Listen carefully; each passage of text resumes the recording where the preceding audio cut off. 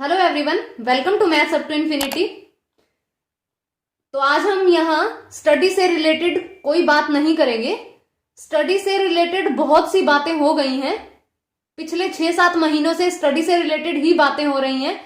तो आज एक जनरल टॉक होगी, कल एग्जाम है तो उसी से रिलेटेड कोई बात करेंगे।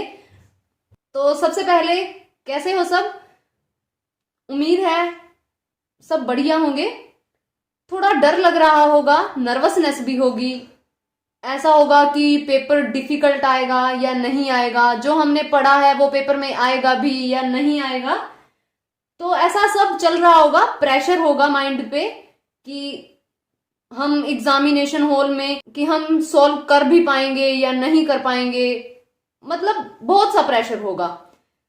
तो आपको क्या दिखाई दे रहा है? Keep it simple. तो प्रेशर नहीं लेना, keep it as simple as you can. पिछले 6-7 महीने से जब से फॉर्म अप्लाई किया है प्रेशर ही लिया है, तो अब प्रेशर नहीं लेना। ये प्रेशर का टाइम नहीं है, बिल्कुल लोड नहीं लेना है माइंड पे। नर्वसनेस एक अच्छी चीज है वैसे, अगर जिसने तैयारी की है नर्वसनेस तो उसे होगी ही, लेकिन नर्वसनेस का लेवल बढ़ना नहीं चाहिए। Without fearless and with nervousness, ये सही कॉम्बिनेशन है। तो डरना नहीं है, बिल्कुल भी डरना नहीं है। ये एक एग्जाम है, बस इससे ज्यादा और कुछ नहीं। You have to put your best. अगर आपका माइंड रिलैक्स होगा, डर नहीं होगा, तो एग्जाम तो अच्छा ही जाना है। तैयारी भी तो की है फिर आपने। तो सीधी सी एक बात है कि अब पढ़ना नहीं है, बिल्कुल भी नहीं पढ़ना, नया बिल्कुल भी नहीं पढ़ना। कुछ एक लोगों को आदत होती है कि वो लास्ट टाइम तक रैपअप की आदत होती है कि वो करते ही रहते हैं कि ये पढ़ लिया जी, वो पढ़ लिया, बस लास्ट टाइम तक, जब तक एग्जामिनेशन हॉल में नहीं जाएंगे वो रैपअप करते रहेंगे। ऐसा नहीं करना, माइंड रिलैक्स रखना है। एक अच्छी नींद लेनी है आज, ताकि विद फ्रेशनेस आप एग्जाम दे सकें। तो अगर पढ़ना भी चाहते हो, रैपअप चाहिए भी, तो आप फॉर्मूले रिवाइज कीजिए या फिर कुछ और इजी कंसेप्ट, ताकि कॉन्फिडेंस बना रहे। ऐसा नहीं पढ़ना जिससे कि कॉन्फिडेंस डाउन हो जाए। देखिए, hard work with a proper direction under the right guidance tends to success. तो खुद पे भरोसा रखिए। आपने हार्ड वर्क किया है तो उसका रिजल्ट आपको जरूर मिलेगा। हाँ, कई बार ऐसा होता है कि लास्ट टाइम तक हमारे माइंड में ऐसे आ रहा होता है कि हमें कुछ याद नहीं है, या फिर कोई डिस्कशन ऐसी हो जाती है विद फ्रेंड्स या फिर जो भी वहां पे कॉम्पिटिटर होते हैं कि माइंड से एकदम से सारी चीजें ना स्लिप हो जाती हैं।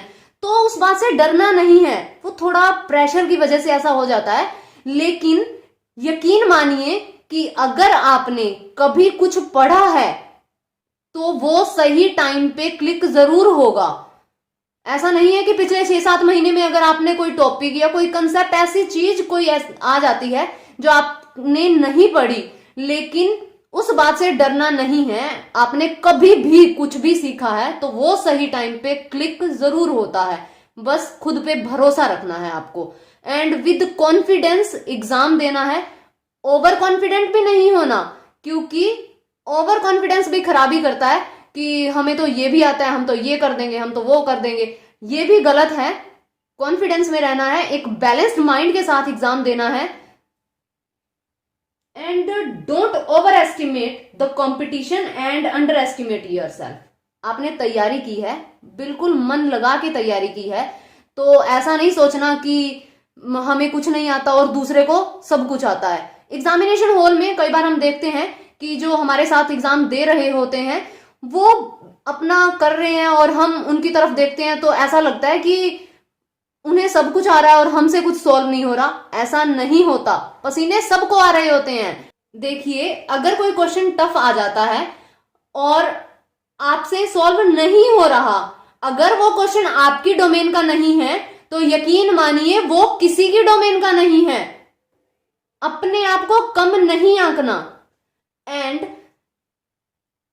जरूरी नहीं है कि आप जब पेपर सॉल्व कर रहे हैं तो आप फर्स्ट क्वेश्चन से ही शुरू करें। तो जो आपको अच्छे से टॉपिक आता है, आप पहले वो ट्राई कीजिए, ताकि कई बार ऐसा होता है कि हम पहले ही डिफिकल्ट क्वेश्चन उठा लेते हैं और फिर हमारा कॉन्फिडेंस डाउन होता चला जाता है और जो इजी क्वेश्चन होते हैं वो भी हमसे हो नहीं पाते। तो पहले अपना कॉन्फिडेंस बनाइए और स्टेटमेंट को अच्छे से पढ़ना है। देखिए, पहली बार जब हम क्वेश्चन पेपर को देखेंगे तो हमें लेंथी ही लगेगा, वो टफ ही लगना है, लेकिन जैसे जैसे हम जो क्वेश्चन से सॉल्व करते जाएंगे, वो स्टेटमेंट ध्यान से पढ़ेंगे, तो वो चीजें हमें टफ नहीं लगेंगी।